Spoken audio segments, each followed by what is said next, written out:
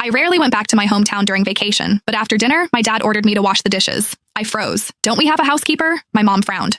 Laura works so hard taking care of us every day. Since you're back, you should let her rest. You should do everything. But I couldn't understand. I'm paying her to be our housekeeper. Isn't that what she's here for? Why should I pay money and still do the work myself? This comment made the housekeeper cry and angered my parents. My mom frowned. What good are you? I barely see you once a year. Laura's more thoughtful than you. At least she's here every single day. My dad pointed at my nose. Don't bother coming back anymore. From now on, Laura is our real daughter. You can go do whatever you want. I laughed bitterly. I was busy with work, but I sent home plenty of money every month and even hired an expensive housekeeper. Yet in the end, they treated the housekeeper like their daughter. If that's how it is, I won't be paying the housekeeper's salary anymore. The company gave us time off, so I went home early. I wanted to surprise my parents, but when I got to the house, my key wouldn't open the door. I tried several times, but the key still wouldn't turn. That's when I realized they'd changed the locks.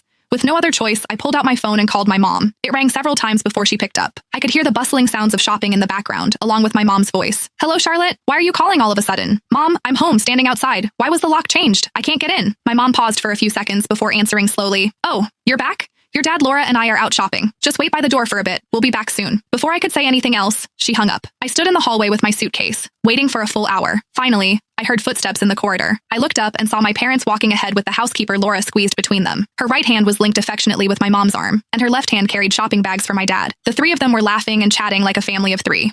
When they reached the door and saw me standing there, none of them looked surprised. My dad just glanced at me indifferently, and my mom only said casually, "Oh, you're back." Laura, on the other hand, immediately let go of my mom's hand. A warm smile spread across her face as she hurried toward me. "Charlotte, you're home. Why didn't you tell us in advance? We could have picked you up." I forced a smile and nodded slightly, my eyes falling on the door lock. "When was the lock changed?" "Why didn't anyone tell me?" Laura quickly explained. "It was changed a month ago. The old lock was getting stuck. It wasn't very safe. I was worried about Uncle and Auntie since they're getting older, so I had someone install a new one. I didn't have time to tell you. Please don't mind, Charlotte." Before I could respond, my dad snorted coldly and pushed open the door, his tone dripping with dissatisfaction. "Someone who couldn't even come home for Christmas. What difference does changing the lock make to you?" I knew my dad was still upset that I hadn't come home for Christmas. He was holding a grudge. I didn't want to start a fight the moment I got back, so I didn't respond and just followed them inside. After entering, I instinctively went to the shoe cabinet to get my slippers, but I saw my pair of fleece slippers on Laura's feet. Laura noticed my gaze and awkwardly pulled out a pair of disposable slippers from the bottom of the cabinet, handing them to me. "Charlotte, I'm sorry. I put on the wrong ones. Wear these for now." I looked at the thin disposable slippers, then at my fleece slippers on Laura's feet. A strange feeling rose in my chest, but I didn't say anything. I silently changed into the disposable slippers. After dinner, I just sat down to rest and recover from the long journey when my dad pointed at the dining table. "Go wash the dishes." I stood there, stunned, and instinctively replied, "Don't we have a housekeeper?"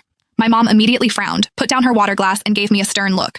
"Laura works so hard taking care of us, cooking, cleaning, exhausting herself all day long. Now that you're back, let her rest. What's wrong with you washing some dishes?" "I'm exhausted from work too," I said, looking at them in confusion. "I work overtime every day."